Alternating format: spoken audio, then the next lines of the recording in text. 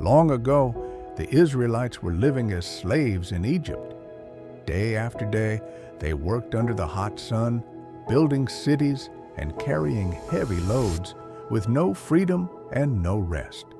They cried out to God for help. God heard their prayers, and He chose a man named Moses to lead them to freedom. Moses had once lived in Pharaoh's palace, but now he lived far away, tending sheep in the wilderness. One day, God spoke to him through a burning bush that was on fire, but didn't burn up. God said, "I have seen the suffering of my people. Go to Pharaoh and tell him, 'Let my people go.'" Moses was nervous, but he obeyed. He went to Pharaoh, the king of Egypt, and gave him God's message. But Pharaoh laughed and said, "No, I will not let the Israelites go." So God sent 10 mighty plagues on Egypt. Rivers turned to blood, frogs filled the land, darkness covered the sky, and much more. After the final plague, Pharaoh finally said, "Go, take your people and leave Egypt." The Israelites quickly packed their things and followed Moses into the desert. It was the beginning of their journey to the Promised Land. They were excited and hopeful, but their journey had only just begun. After they left, Pharaoh changed his mind. He was angry. "What have I done? I've let my slaves go." So Pharaoh gathered his army, chariots and horses, and chased after them. The Israelites had no idea they were being followed until they reached the edge of the Red Sea.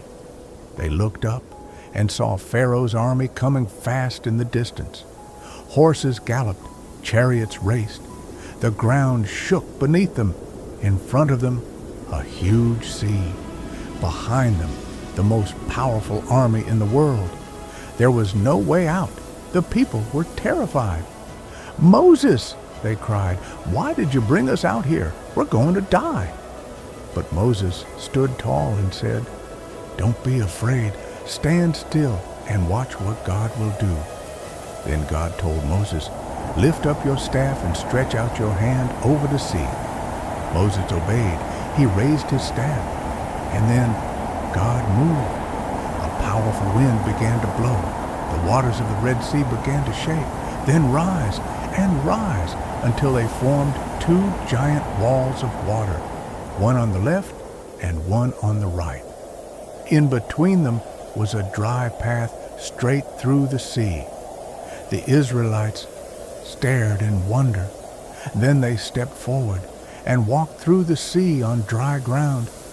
Thousands of people, young and old, walked between towering walls of water.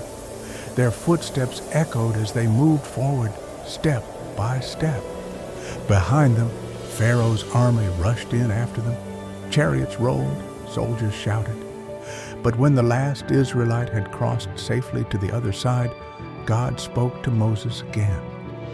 "Stretch out your hand over the sea." Moses raised his staff once more, and with a mighty sound, the waters came crashing down. The sea returned to its place, and Pharaoh's army was swept away. Not one of them remained. The Israelites stood on the far shore, safe and free.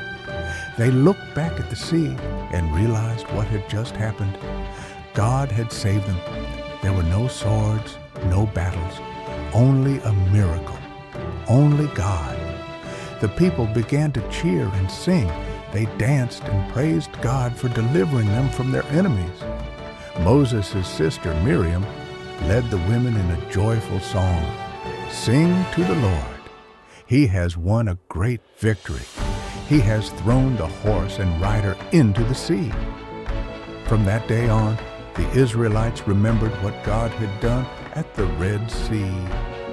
And we remember too, when it seems like there's no way, God makes a way.